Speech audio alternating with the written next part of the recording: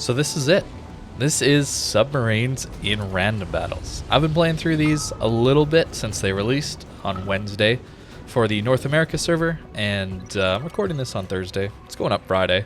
Not that you really need to know that, but just know that these are my first games. I started with the tier 6s like most people. The missions that are required to get these are just base XP missions.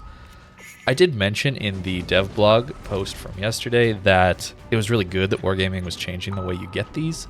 And I said in that post that, well, at least it looked like you were going to have some ships at those higher tiers to get access to those higher tier submarines. But it's not actually the case.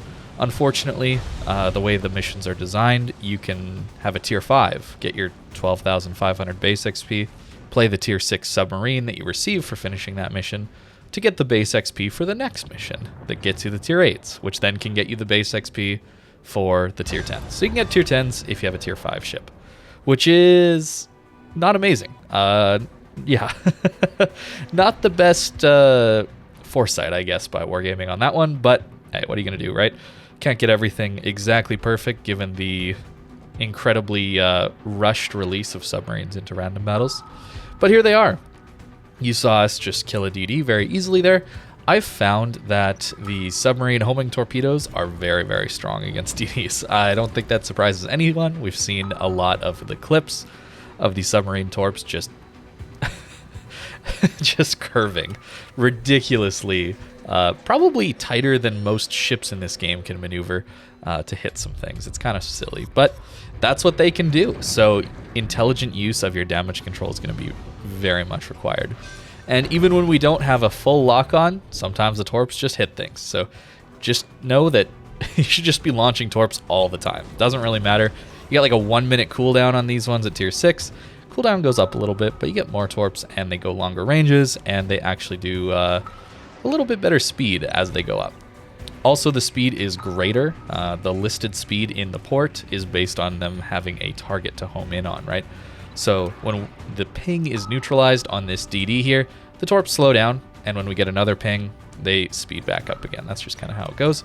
So that DD used his damage control on that first ping, which seems a little bit rushed by his part.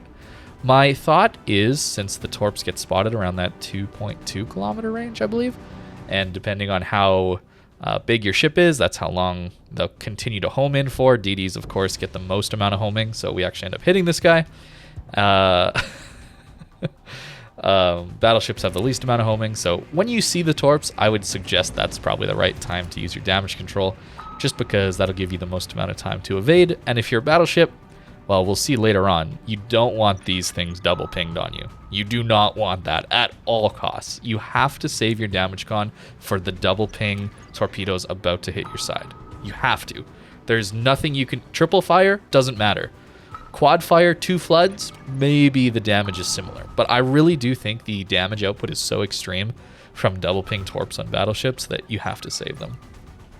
And in this match, unfortunately, no battleships for me to go after. I think we're going to see less of those battleship players playing if the popularity of submarines and CVs continues to go up. And here we go. The torps that are going to miss end up hitting. Poor guy. Maybe he could have dodged those if he didn't drift into them, but I mean, they were still homing in on him. They continued to curve for a very long time, even next to your ship. Getting up to tier 8 now after playing a couple games in the tier 6. Well, we're getting rushed by a DD, and theoretically this is where we're at our weakest in a submarine. But this DD is spotted the entire time he's rushing us, so our team can just focus on him while we dive and try and evade as much as possible. German subs have this amazing ability of this battery charge where it essentially gives you a free amount of time, which is around 30 seconds or so, underwater without your charge of your battery depleting. It of course depletes at like 3 times the rate when you're spotted, so it's really good to use this consumable when you get lit.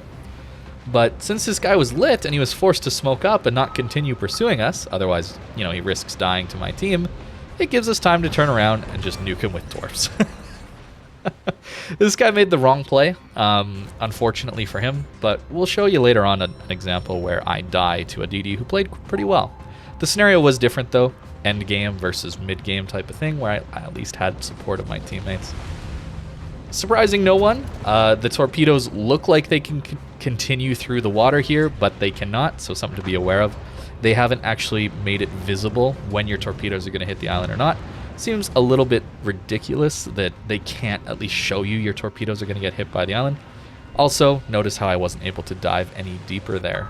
Just some bugs and things that show that this isn't fully baked yet. We're about maybe quarter way through the baking process of these submarines.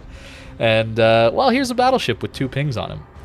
Apparently he used his damage con already. He's on multiple fires as well, which, you know, he'd die over time to my team, which, you know, fair enough. But what if we just take all his HP? Yeah, you're going to have to save your damage cons, battleship players. You really, really do. I would suggest even taking the damage control mod in slot 1 to increase the duration of your damage control time. That way, when you click it, hopefully it lasts long enough to negate, you know, more pings coming in for longer. I don't know. It's going to be tough, honestly. It's going to be really tough. At tier 10 here now, we get, what is that, 14-kilometer range torpedoes that home in on the target.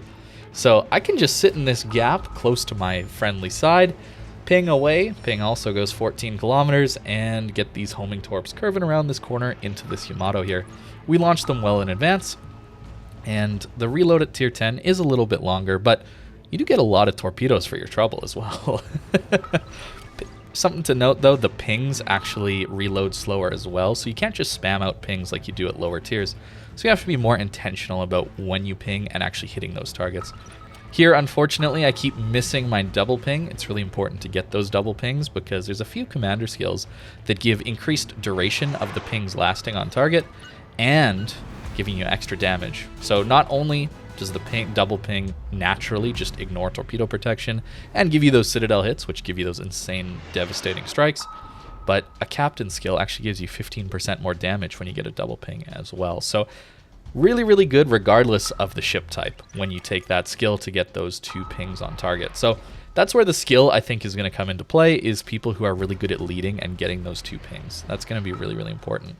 But you could see we just did, what, 30k damage to this Yamato without double ping and hitting his nose. So damage output's pretty okay when you can get it. We'll talk about that more at the end of this video, but I have found submarines to be extremely boring. I have had, well, I've had no damage multiple times in these ships. Literally 0. I'll sail around for 20 minutes. Well, not quite, because games don't always last that long. I'll sail around for 15 minutes and do 0. I'll sit in a cap, I'll sit close to where the enemy should be coming, and I'll miss my pings, I'll miss my torps, the torps will curve into islands because I hit the wrong target, all that stuff as we get another massive hit on this poor Yamato. He goes down, we'll skip forward a little bit more, and a curve first, who's pushing in to try and use his secondaries and his brawling ability. Well, we all know that this game is not designed to allow for brawling, so submarines, of course, fit that mold perfectly. Curve firsts are an amazing target to go for. They're so huge that it's almost impossible for these torps to miss, even with the longer duration that they're not homing in, right? I think it's about 2.1 kilometers. It's pretty impossible for these to miss a curve first. It's so big, turns so slowly, and has such a massive turning radius. Yeah, these aren't going to miss. And we have a double ping, so he's on, what, 60,000 HP? And we have 6 torpedoes in the water coming for him. Yeah, I think he had fun. And keep in mind, if you didn't see the dev blog video from yesterday, they're not happy with the damage output and battle impact of submarines. So I would expect some buffs to the damage. So we'll get another big hit on this Yamato, unfortunately missing the double ping, but he is going down to our floods, I believe, at this point. And now here's an interesting thing. A destroyer in smoke. Well, we can just pop up right next to him, send our torps on the way, ping him. Even though we can't see him, you can still ping him, which I imagine that is a terrifying moment for a destroyer to have themselves pinged while they're unspotted in smoke. We can dip below the water, be completely safe from this aircraft carrier, even though he's spotting us. You know, this DD did disable the pings, but I I don't know. He must have been forced to turn in a specific way. So we get that kill yet. 3 kills, 171k. And here's my mistake. I mess up. I get too close to the enemy here. And unfortunately, I'm going to end up dying here. But what I want you to notice is what this gearing does. He does a really, really good job here. He, I think, tries to bait me into surfacing to get these torpedoes off, and then he accelerates hard. You notice my torpedoes aren't going to arm here. I completely misplay this. He gets a good hit off on me, and, well, he's dropping depth charges at the same time. Really well played here. But you notice this is really only possible when I'm not supported by my team. Right? If I had teammates around, that gearing being spotted that whole time probably dies before he even gets to me. So this really only matters late game when the submarines and the game is probably decided. So killing a sub at that point doesn't really matter all that much. These things are basically unreachable when it's mid-game or early game and there's teammates around. Destroyers will never ever be able to kill a submarine mid-game, especially in a match like this where, well, it's so open and this middle cap is so important. So I'm just going to sit here. I know how important this cap is. I hate this map and this game mode for a various number of reasons, but one of them is because of how important it is to just sit in this middle cap as a destroyer player. But now as a submarine player, it's awesome because everybody's forced to come to you. They're forced to push in, and you can just sit here pinging away, not a care in the world, and sending out these homing torpedoes. Something you should know is when you go into periscope depth, that is just clicking the C key once, well, your detection goes down to like 2 or 2.1 on surface. So you can actually sit here, not doing anything, and if you get relatively threatened by your 5.6 kilometer detection range, you just push C once, and you have, what, 7 minutes, 50 seconds worth of sitting at that depth for free? It's kind of ridiculous. Kremlin pushes in, he gets pinged a bunch, and of course takes a bunch of damage. We flood him for a little bit. Kremlin does have those fast-acting damage controls, but they're nowhere near fast enough to keep up with our pings, right? So submarines look pretty insane given this video, I think. But keep in mind, there's a lot of downtime that I'm not showing you. I'm trying to stretch, I think, 8 or 9 games into a 15-minute video here. So keep in mind, this is nearly all the action that I saw. There's a ton of downtime, and for that reason, I do think these are pretty boring ships. They're pretty bad for the game too, as they take away multiple surface ships. In this game, for example, it takes away 2 entire surface ships. So now we have 2 submarines, 3 destroyers, all trying to run from stealth. Cruisers oftentimes sitting behind islands trying to spam over them from stealth. And at that point, who's left to really shoot at? You know, I think we're going to see games look even emptier than they already do. Double ping here ends up killing the Kremlin. We get that extra damage, but not Citadel damage since we didn't hit the side of his ship. Could be a strategy to sit just bow in when you're getting pinged like that, but you're probably dead if you're just sitting bow in anyway. So stern in at the back of the map is probably the best way to play a battleship at this point. Now, I want you to look at this. We pinged something that's moving. We're not pinged on the Kurfürst. You see that little dot moving across the screen? That's actually the Holland. He was not spotted there. We accidentally pinged him, and his last known position is constantly updating on that mini-map. That gives my team knowledge that he's there. Our Petro probably radared for a different reason, but it actually got the Holland spotted then yet. It wasn't intentional, but that's something that can happen. You can have a last known position of a ship that's undetected as your pings keep going. I think that's a little bit odd. It gives you that little bit of extra information that you really shouldn't be having. But regardless, Kurfürst pushes in, gets double pinged. What happens? Yeah, dev strike. Don't push in, guys. If you're playing a battleship, do not push in. I think these are a bad addition to the game, but this has been just my first day. So keep in mind, this is my 4 tier 10 games I played.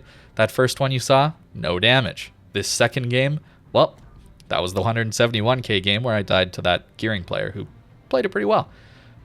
Third game, 0 damage.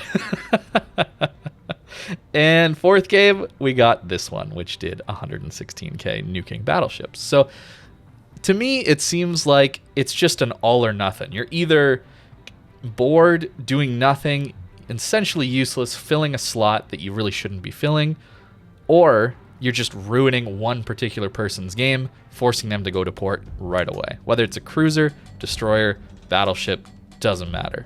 You get those double pings, those torps home in, there's not a lot they can do at that point. So save your damage con, guys. Any ship you're playing, if there's submarines around, just save your damage con. Eat the fire, eat the double fire, doesn't matter. Engine's knocked out, maybe just don't repair it. That's how important it is to save your damage con for when those torpedoes are about to hit you. Anyways, that's my thoughts so far after a single day of playing them.